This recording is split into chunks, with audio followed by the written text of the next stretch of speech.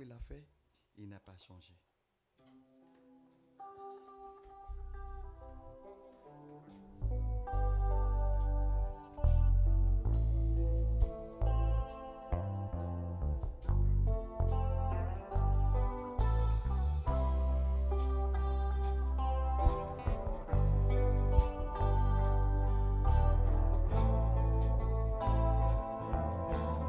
Je reviens au cœur de la louange, la chante terminée.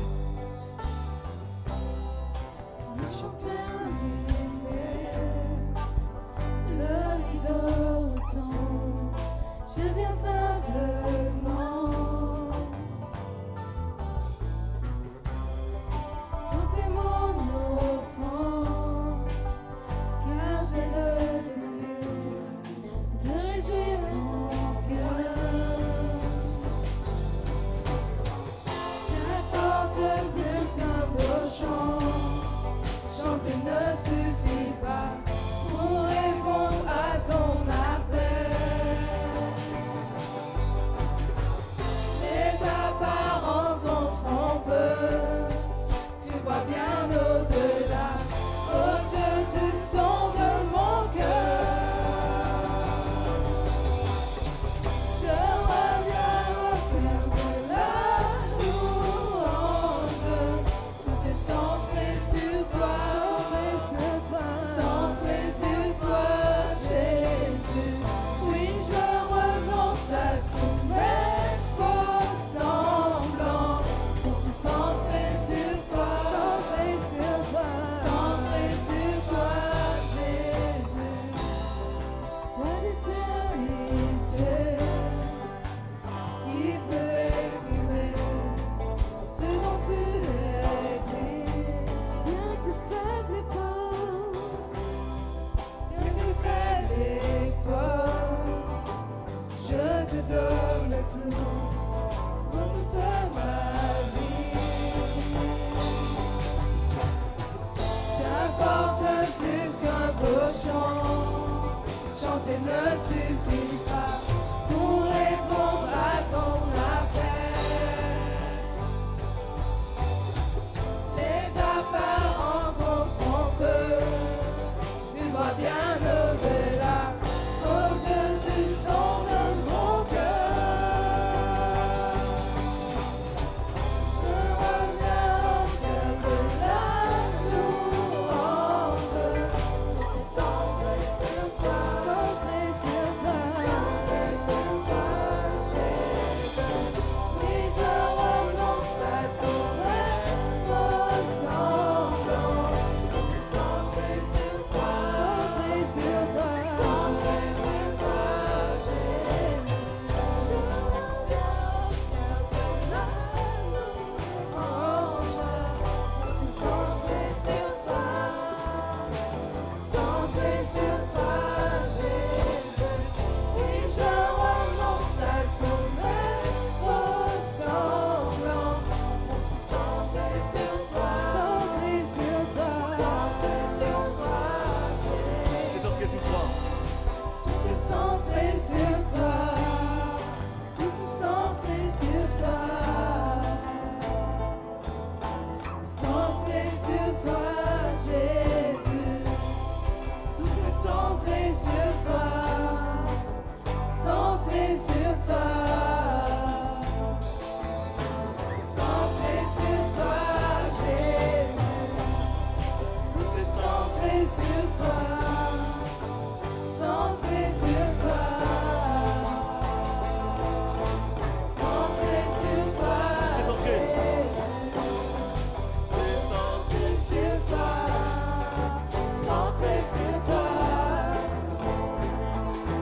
Centré sur toi, Jésus. Tout est centré. Centré sur toi. Centré sur toi. Centré sur toi, Centré Jésus. sur toi, Jésus. Tout est centré sur toi. Tout est centré sur toi. Centré sur toi, Jésus. Reviens au cœur de la louange. Tout est centré sur toi, centré sur toi, Jésus. Oui, je renonce à tout mettre semblant pour te centrer sur toi, centré sur toi, Jésus.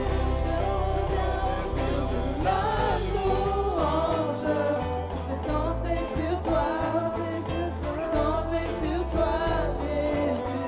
Oui, je renonce à tout mettre semblant pour te centrer sur toi, centré sur toi, Jésus. Tout est centré Centré sur toi, centré sur toi,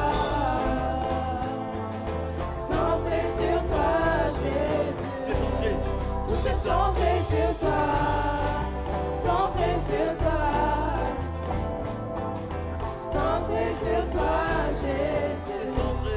Tout est centré sur toi, centré sur toi, centré sur toi, Jésus. Tout est centré sur toi, centré sur toi, centré sur toi, Jésus.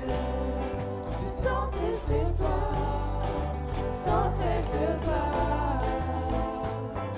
centré sur toi, Jésus. Tout est centré sur toi. Centré sur toi, centré sur toi, Jésus.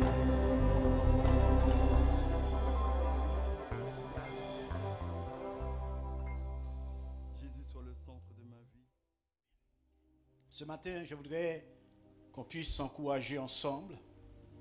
Et le pasteur David disait après le premier chant, il y a peut-être des personnes avec le cœur lourd en ce matin.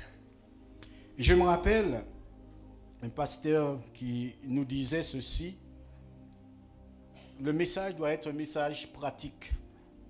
Et j'ai toujours retenu cela et je me dis toujours, à chaque fois que tu délivres un message, il faut que ça soit pratique, que les gens se reconnaissent, que ceux qui ont des difficultés, des problèmes se reconnaissent. Et surtout pas que les gens se sentent coupables ou ni le message puisse culpabiliser, mais dans tout message, trouver une solution, trouver une réponse. Ça, c'est même le cœur de Dieu. Jésus n'est pas venu pour condamner, mais pour sauver. Et je bénis son nom. Je voudrais ce matin lire avec vous un texte, même deux, dans le livre de la Genèse. C'est une histoire qui me parle personnellement parce que c'est une histoire qui me parle.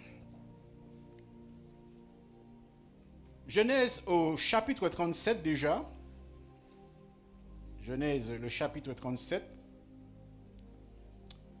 Nous lirons à partir du verset 8.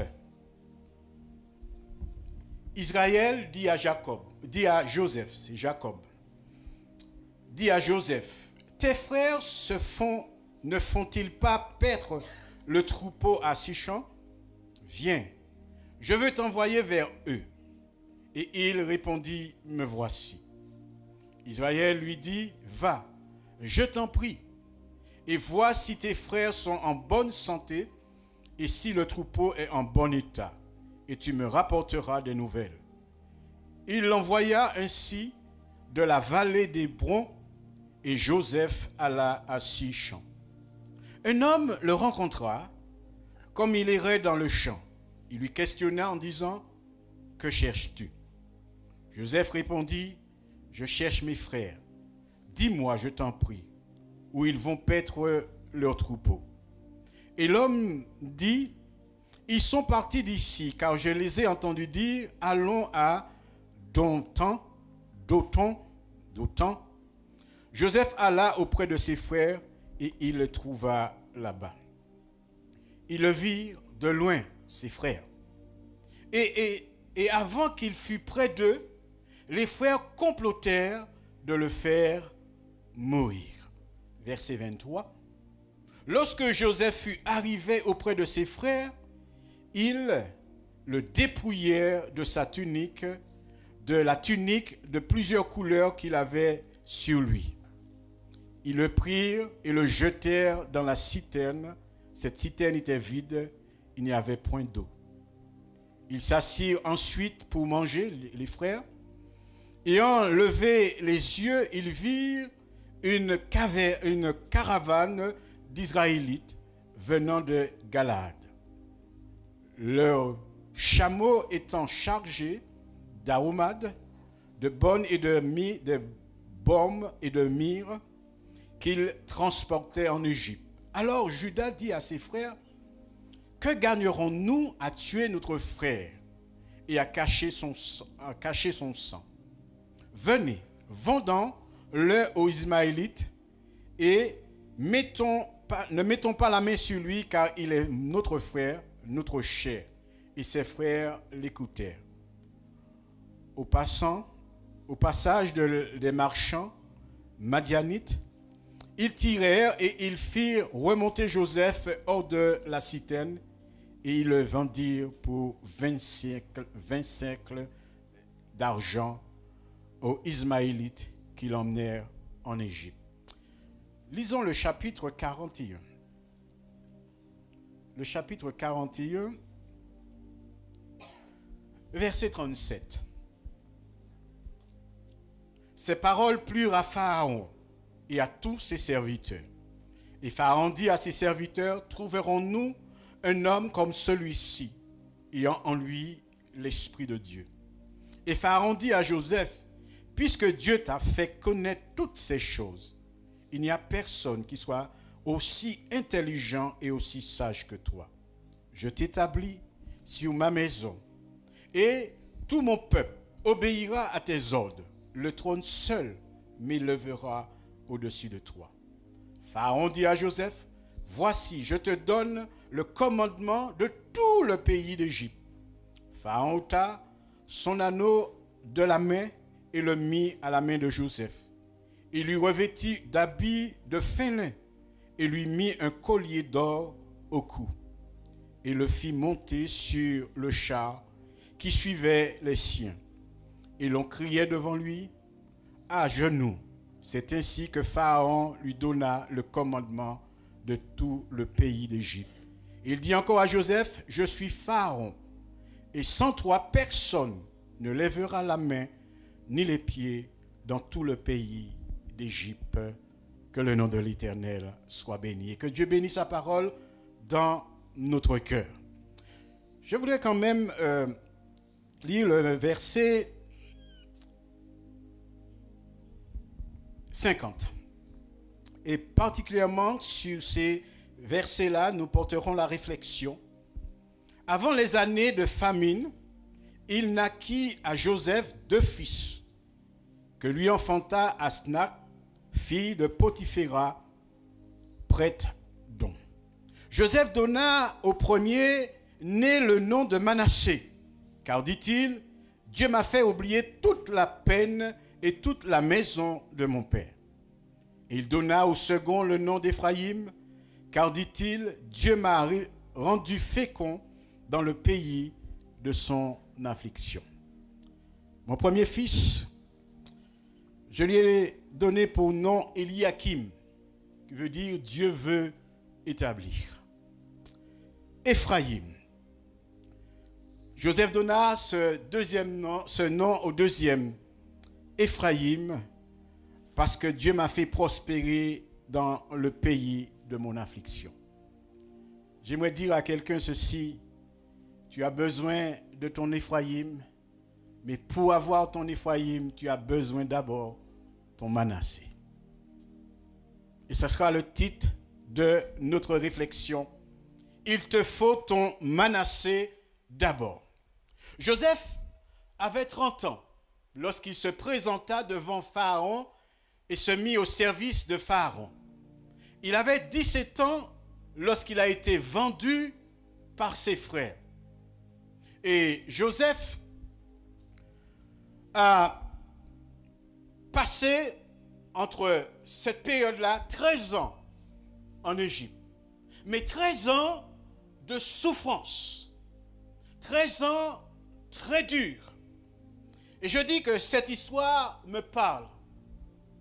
J'ai des enfants avant d'être marié avec mon épouse.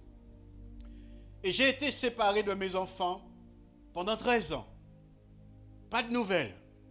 Rien du tout. J'ai fait toutes les démarches. Il y a eu des décisions de justice. Rien n'a été respecté et plus de nouvelles de mes enfants. Je peux vous dire que c'est très dur. Si vous avez fait le choix de couper le pont, c'est vous. Mais quand ça ne vient pas de vous, c'est terrible. Jusqu'au jour, et c'est pour cela que j'ai commencé en disant, mon fils s'appelle Eliakim, Dieu veut établir. C'est très important. Après 13 ans d'années, je reçois une carte avec juste cette phrase. Papa, c'est Eliakim, tu me manques, je t'aime. Dieu a rétabli. Dieu a rétabli la relation. Et j'ai une fille de 26 ans qui est en Afrique, qui est missionnaire. L'après-midi même, parce que mon fils a laissé son numéro de téléphone, j'ai appelé tout de suite. On a discuté pendant longtemps. Et c'était un samedi. Et l'après-midi même, je reçois un coup de fil. C'est ma fille, ma première fille qui vit en Afrique. Elle me dit, papa, Eliakim vient de m'appeler. Il est entré en contact avec toi et tu l'as bien reçu. Ça fait plusieurs années, j'ai voulu, mais je ne savais pas comment faire. Frères et sœurs, je connais et je comprends l'histoire de Joseph. Joseph nous dit le verset 39 et 40 de notre texte, chapitre 41. Joseph gravit rapidement l'échelle du succès. Et Joseph a accédé à un poste important en Égypte. Mais Joseph a d'abord connu l'esclavage et aussi la prison. Ça a été des moments très durs pour Joseph. Mais cette situation c'est dans cette situation que Joseph a appris à connaître et à servir Dieu et les autres. J'aimerais dire ceci.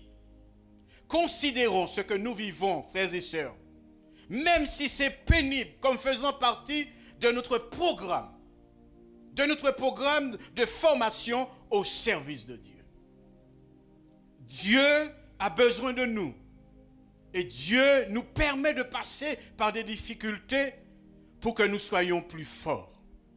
Nous avons cette génération qui est sortie d'Égypte et ils sont tous morts dans le désert. Et il y a eu la nouvelle génération qui a entendu parler de Dieu, des miracles, tout ce que Dieu a fait, a ouvert la mer Rouge, etc. Mais Dieu dit à un moment donné à cette génération-là, je vais susciter contre vous les Chaldéens pour vous faire la guerre, pour que vous appreniez ce que c'est que la guerre. Frère, Dieu est Dieu, il fait ce qu'il veut. L'homme porte en lui 3 types de fardeaux. Ceux du passé, ceux du présent et celui de l'avenir. Tous les problèmes de Dieu sont contenus dans ces 3 mots. Passé, présent et futur à venir, frères et sœurs. Ceux du passé, c'est-à-dire la culpabilité et les mauvais souvenirs, frères et sœurs. Et je sais par expérience que nous ne pouvons pas agir sur nos fautes, nos erreurs, sur le passé. Quand vous avez cassé l'œuf, vous ne pouvez plus la reconstituer. C'est fini. Nous ne pouvons pas agir sur le passé. C'est fini, c'est fait. Que ce soit des erreurs que nous avons commises, que ce soit des péchés que nous avons commis, nous ne pouvons plus agir sur. C'est fini.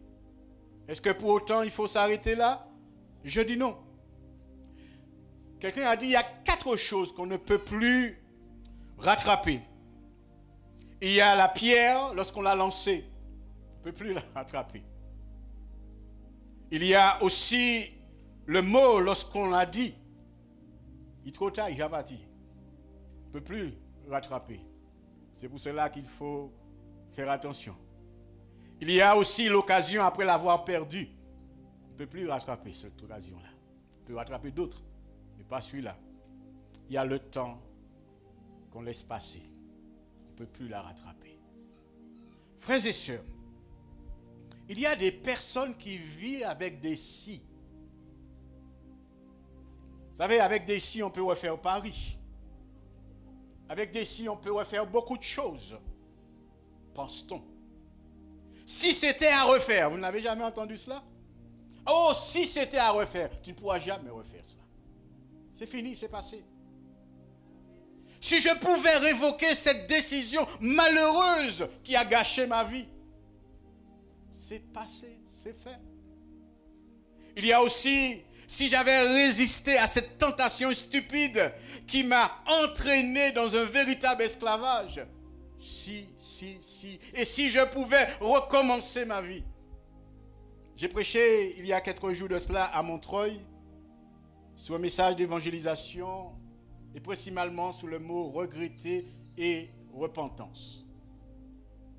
Le regret désire changer le passé.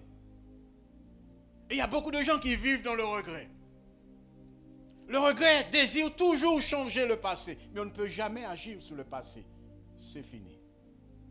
La repentance, par contre, décide de changer l'avenir. C'est pour cela que Dieu nous appelle à la repentance.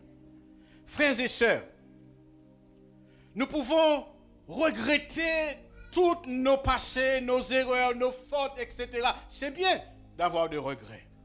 Mais ne vivons pas avec le regret, parce qu'on ne peut rien changer concernant le passé.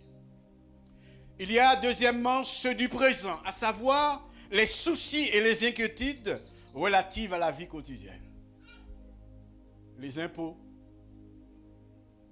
on s'inquiète.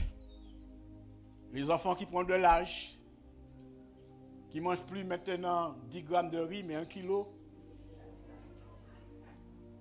On s'inquiète parce qu'on leur donne une éducation et on voit que ça commence à... On s'inquiète de beaucoup de choses. Au travail, on s'inquiète parce qu'on a parlé de plan de licenciement. Il y a tellement de choses qui nous mettent dans l'inquiétude. On a une seule voiture pour aller au travail, on commence à entendre un bruit pas normal et on s'inquiète. Parce qu'on sait comment, on se pose la question comment la remplacer. On sent que la relation entre monsieur et madame, ça commence à marcher, on s'inquiète. Comment ça va finir? On s'inquiète de beaucoup de choses. La vie est ainsi faite, frères et sœurs. Il y a ceux de l'avenir. On s'inquiète déjà pour demain. Frères et sœurs, revenons à ce jeune homme, Joseph. Je voudrais m'arrêter sur 2 étapes de sa vie. Joseph naquit, nous dit, de Joseph naquit 2 fils, Manassé. Vous savez, l'histoire de Joseph, on n'a pas tout repris, mais nous avons lu que Joseph avait un problème avec ses frères. Joseph recevait de Dieu des révélations, mais manque de sagesse, il racontait tout. Ne dites pas tout. Frères et sœurs, tout n'est pas bon à dire. Dieu dit à Abraham, va sacrifier ton fils. Abraham n'a rien dit à personne, surtout pas à Sarah. Parce qu'il allait attraper gros problème et puis Sarah. Pas du tout. Parce que les autres n'ont pas reçu. Ce n'est pas forcé qu'ils comprennent. Tout n'est pas bon à dire, frères et sœurs. De Joseph naquit 2 fils, Manassé. Car, dit-il, Dieu m'a fait oublier. Ses frères avaient un problème avec lui jusqu'à vendre ce jeune homme. 17 ans. Vous vous rendez compte? 17 ans séparés de sa chouche, de son lieu de vie, de ses parents, de sa culture et tout. Quelle souffrance. Et Joseph se retrouve dans un pays où il connaît personne, où ce n'est pas sa culture. Et là, Joseph est accusé de tous les maux. Et Joseph est jeté en prison. Tout simplement parce que ses frères l'ont vendu. Mais Joseph passe du temps en Égypte et il vient et il est à la tête de l'Égypte.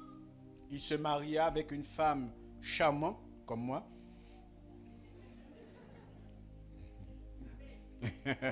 Ah bon, alléluia. C'est à moi une belle face les autres toutes. Et il lui donna le nom de Manassé. Et ça, Joseph nous raconte quelque chose. Joseph nous raconte une histoire, quelque chose qui s'est passé dans sa vie. Malgré tout ce qu'il a vécu, malgré tout ce qu'il a expérimenté de négatif dans sa vie, mais Joseph nous dit qu'à ce moment-là, il est bien. Il y a un moment où tu dois être bien. Il y a un moment où Dieu veut te délivrer pour que tu sois bien. Joseph donna au premier le nom de Manassé, car dit-il, Dieu m'a fait oublier. Il faut que tu oublies. Il faut que tu tournes la page. Il ne faut plus regarder en arrière. Tout se passe devant maintenant. Qu'importe ce qui se passe en arrière, tu ne peux pas agir. Il est déjà fait. Même si on te pointe du doigt, on s'en fout, excuse l'expression. On regarde vers l'avant parce que tout se passe devant. Amen. Manassé parce que Dieu m'a fait oublier. Quand il parle d'oublier, il n'a pas oublié son père. Il n'a pas oublié ses frères. Il pense à eux. Mais ça veut dire toutes ces souffrances, tout ce qui s'est passé de négatif dans ma vie, je vais balayer ça. Et il donna le deuxième, le nom d'Ephraïm, car dit-il, Dieu m'a rendu fécond. Tu veux être fécond, tu veux entrer dans ta bénédiction, tu veux la bénédiction, c'est possible. Mais il faut avoir d'abord ton Manassé. Pour avoir ton Ephraïm, il te faut d'abord ton Manassé. Je vous ai dit que j'ai été séparé pendant 13 ans de mes enfants, sans nouvelles, sans rien. Ça a été dur, mais très très dur. Mais Dieu m'a donné la force. Mais j'avais une lutte terrible au début. Pendant les 2-3 premières années, une lutte terrible en moi. Mais c'était terrible. Deux pensées. Les attendre au tournant. Parce que je pensais qu'il y avait beaucoup de justice dans ce qui se passait là. Je n'étais pas tout blanc. Hein? Mais il y avait beaucoup d'injustice. C'était pour moi injuste ce qui se passait là. Et je les attendais au tournant.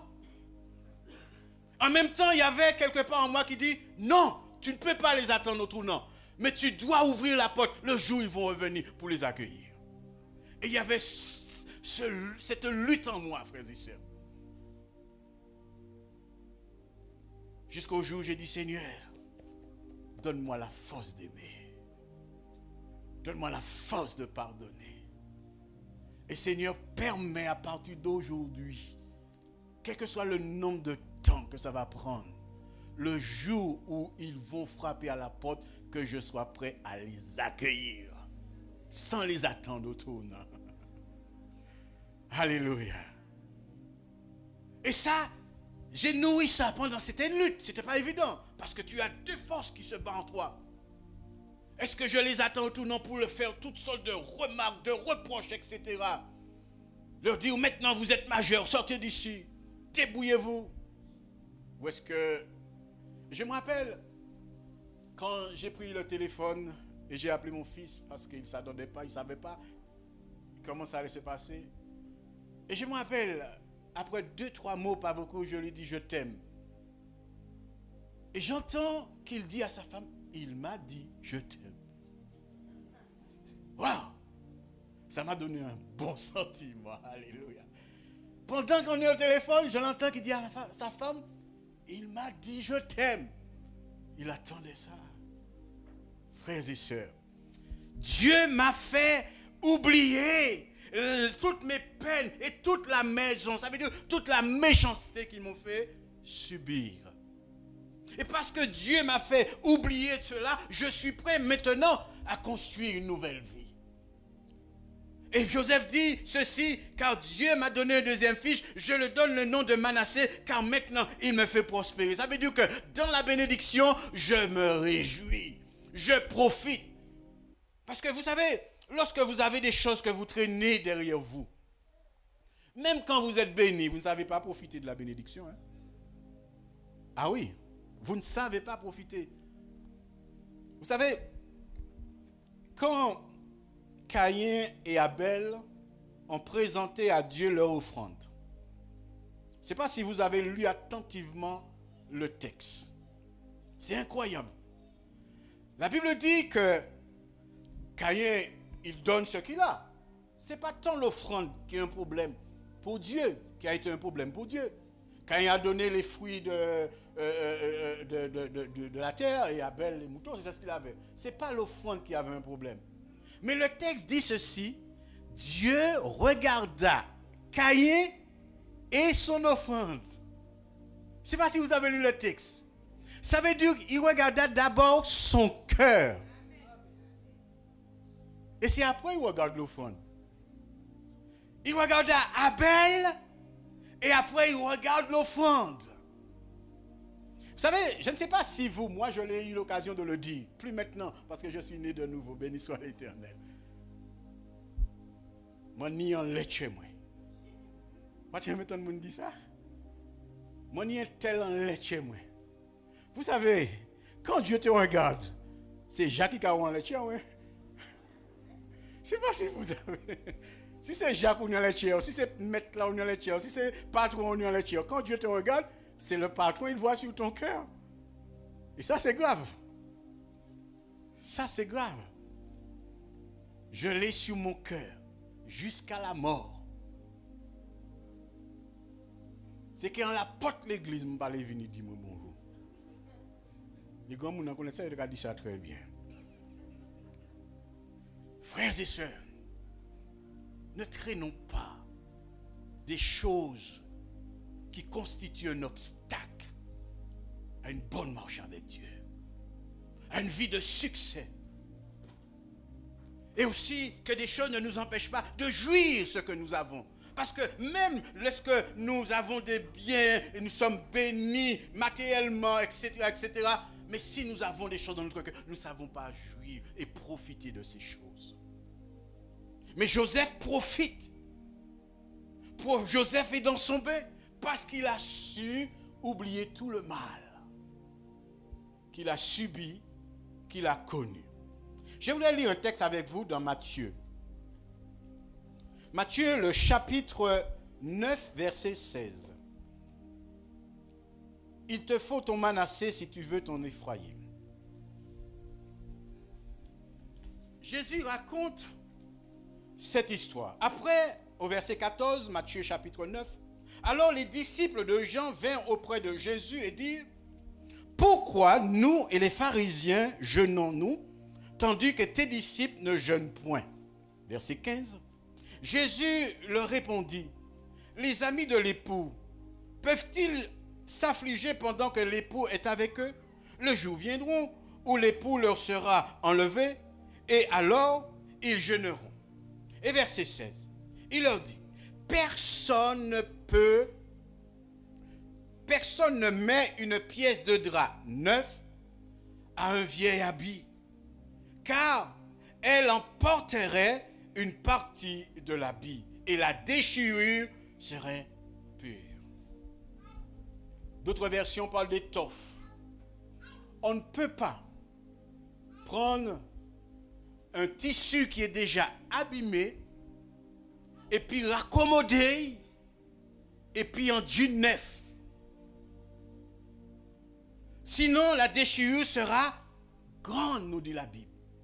Si on veut avoir un avenir béni, si on veut vivre épanoui, on ne peut pas traîner derrière nous des choses qui nous ont fait mal, des choses des erreurs que nous avons commises, des péchés d'autrefois.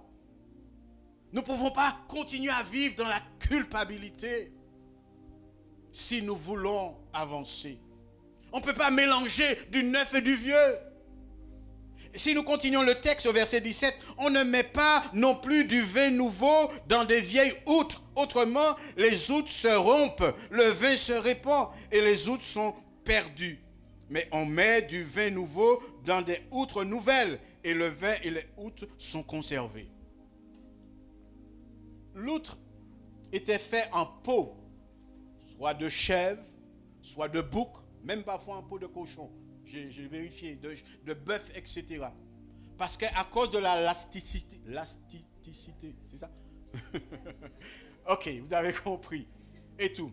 Alors, et c'était bien cousu, à triple couture, pour que ce soit étanche. Et on mettait, pour certains de l'eau, comme vous voyez les westerns, les cow-boys dans le désert. Vous avez l'outre avec de l'eau. Mais les Israélites faisaient fermenter le vin dans l'outre. Alors, remplissaient bien l'outre de vin, mais le vin fermente. Alors, plus le temps passe et le vin fermente, ou tlaka, gonflé comme un crapaud en cigarette. Et à un moment donné, ça ne peut plus aller puisqu'il arrive à la limite. Et puis, vous recueillez votre vin. Mais il y a de ceux qui n'étaient pas si riches que ça et qui voulaient à nouveau fermenter du vin. S'ils faisaient le malheur d'ajouter le vin dans un outre qui a servi, puisqu'il y a la limite de laxicité, qu'est-ce qu'il a fait? Il a pété boum. Parce qu'il ne peut pas aller encore. C'est ce que Jésus est en train de dire là. On ne peut pas mettre du vin nouveau dans des outres nouvelles, vieilles outres, puisqu'il a pété. Alors ceux qui étaient malheureux, qui n'avaient pas les moyens d'acheter outres nouvelles, ça ils ont fait. Ils ont prendre ancien outre là qui est bien machin, ils ont mettre trempant de l'eau quelques jours. Alors ils ont viré, ramolli, viner machin, et puis ils ont servi à nouveau. Et Jésus donne cet exemple-là, frères et sœurs. On ne peut pas raccommoder. On ne peut pas faire avec le passé. On ne peut pas laisser le passé décider pour nous. Le passé, c'est le passé. C'est vrai, c'est douloureux. C'est vrai, ça a fait mal. C'est vrai, on aura toujours une petite souvenir. Mais ne laissez jamais le passé décider pour vous. Ne laissez jamais vos erreurs passées décider pour vous. C'est passé, c'est fini. Joseph dit, j'ai prospéré dans le pays là où même j'ai subi toutes les souffrances. Mais c'est là, Dieu n'a pas dit que c'est devant les ennemis qu'il va dresser une table en face de ses adversaires. C'est là il veut te faire prospérer. C'est là il veut qu'on voit la gloire de Dieu. C'est là il veut que son nom soit élevé, qu'on le voie, frères et sœurs. Et les frères de Joseph, qui ont vendu Joseph, ou ne savent pas ce qui se passe de l'autre côté. Joseph a déjà oublié, mais forcément, ses frères vivent avec ça sur le cœur. Il n'y a pas qu'à oublier ça. Mais Joseph a oublié ça longtemps, alléluia. Parce que Dieu a béni Joseph. L'apôtre Paul dit dans Philippiens 3, verset 13, « Je fais une chose. Je fais une chose. Oublions ce qui est en arrière, tout ça qui passait, tout ça qui fait, même les bonnes choses, les mauvaises, j'oublie ça qui en a. Il a fait, il a passé. Maintenant, je me penche, je me porte vers ce qui est en avant. Et voilà l'appel de Dieu. Penchons-nous, portons-nous vers ce qui est en avant. C'est devant, ça doit se passer. Martin Luther King disait ceci, vole. Si tu ne peux pas voler, cours. Si tu ne peux pas courir, rampe. L'essentiel, c'est que tu avances. Frères et sœurs, nous devons avancer. C'est devant nous qu'à aller. Nous avons la femme de l'autre dans Genèse chapitre 19, verset 6. Dieu lui dit à Lot et à sa famille, il y a des problèmes dans le pays ici. Je veux vous bénir, vous sauver. Mais c'est devant pour vous aller pas garder derrière. C'est devant pour vous aller pas garder derrière. Frères et sœurs, on nous tire tout rétroviseur. Et puis c'est devant pour nous aller. C'est là où se passent les choses, les bonnes choses. On oublie, on avance, on progresse et on devient meilleur. Et la femme de l'autre, elle regarde tout ce qui est en arrière, ce qu'elle perd, elle regrette, etc. Et elle n'arrive jamais là-bas. Il est transformé en statue de sel. Trop de choses nous tirent vers le bas. Trop de choses nous empêchent de jouir pleinement notre relation avec Dieu. Trop de choses ternissent cette relation avec le Créateur, notre Seigneur Jésus-Christ. Il y a des choses qu'on doit laisser, abandonner. Il faut lâcher prise.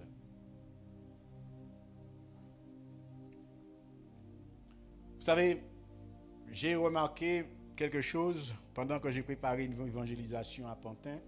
Je me penchais sur quelques textes. Quand Jean-Baptiste a commencé son ministère, il disait « Repentez-vous car le royaume des cieux est proche ». Jésus vient. La Bible dit Jésus commence son ministère. Il dit « Repentez-vous car le royaume des cieux est proche ». Pierre commence son ministère le jour de la Pentecôte. La foule lui dit « Pierre, que devons-nous faire?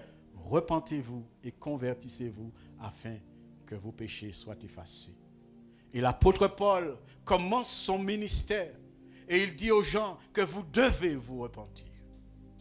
C'est ça, tout le message. Ça veut dire que le mot repentance, ça veut dire changer de mentalité, changer de vision, changer de manière de vivre.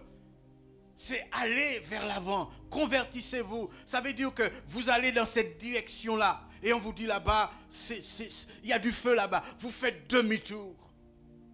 Et ça a été le message de la Bible. Ça veut dire que le passé ne peut que nous faire souffrir. Rester sur des choses ne peut que nous faire du mal. La Bible dit dans Luc 9, verset 62, «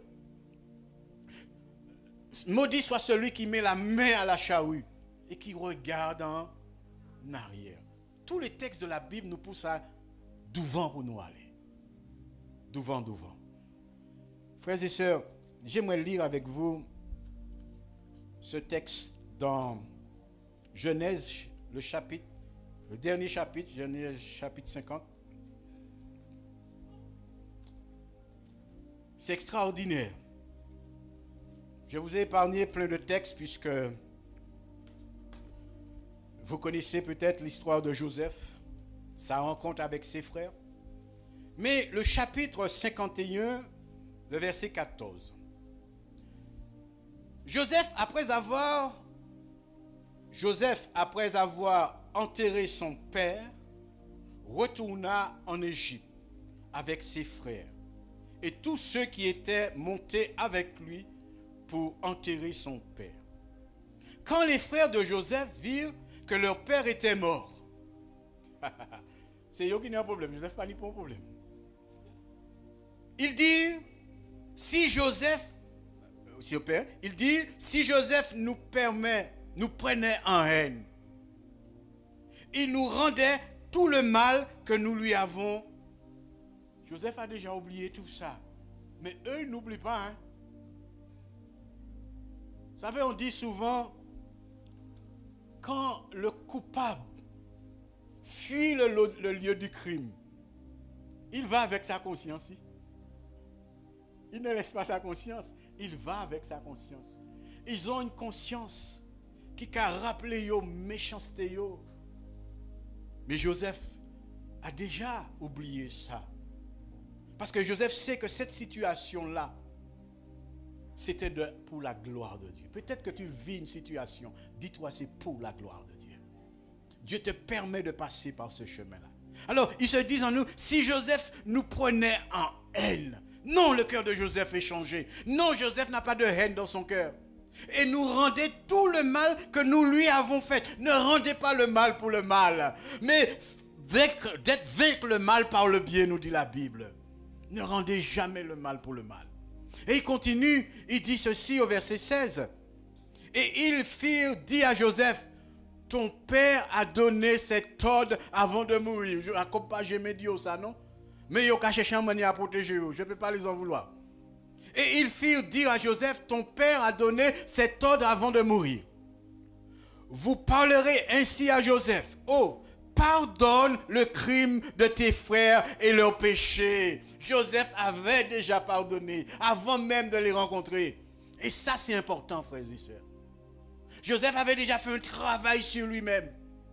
Joseph avait déjà préparé ce moment-là. Il avait déjà pardonné ses frères. Et il dit ceci, car ils t'ont fait du mal. Pardonne maintenant le péché de tes serviteurs, du Dieu de ton père. Joseph pleura en entendant ces choses. Joseph est en train de dire, mais je ne suis plus sur ça. Je ne pas en laissant encore mon mail là. Je suis content de vous avoir rencontré. Je suis content de ce qu'on s'est réconcilié. Et il dit ceci, verset 18. Il dit, Joseph pleura en entendant ces paroles. Ses frères virent eux-mêmes se prosterner devant lui et dire, nous sommes tes serviteurs. Joseph leur dit, soyez sans crainte. Alléluia. Car je suis pas à la place de Dieu. Il y a des choses qu'il faut laisser pour Dieu. Ce n'est pas travail, nous, frères et sœurs. Il y a les choses qu'il faut laisser pour Dieu. Vous avez médité de me faire du mal? Dieu l'a changé en bien. Dieu changera ton mal en bien. Sois patient. Pour accueillir pour accomplir ce qui arrive aujourd'hui, pour sauver la vie à un peuple nombreux. Soyez donc sans crainte. C'est Joseph qui va les rassurer maintenant. Soyez donc sans crainte. Je vais vous entretenir, vous et vos enfants. Et il les consola en parlant à leur cœur. Il te faut ton Éphraïm. Mais pour avoir ton Éphraïm, il te faut d'abord ton Manassé. Te libérer. Pardonner. Ne pas rester sur le passé. Avec des si, on peut faire plein de choses. Le regret désire toujours changer le passé. Mais tu ne peux pas changer le passé. Alors ne demeure pas dans le regret. Il faut à un moment donné regretter tout ce qu'on a fait, mais ne demeure pas dans le regret. Tendons vers ce qui est en avant. Faisons confiance au Seigneur. La Bible dit, et autant que cela dépend de vous, soyez en paix avec tout le monde. Parfois, ça ne dépend pas toujours de nous, mais autant que cela dépend de vous, soyez en paix avec tout le monde.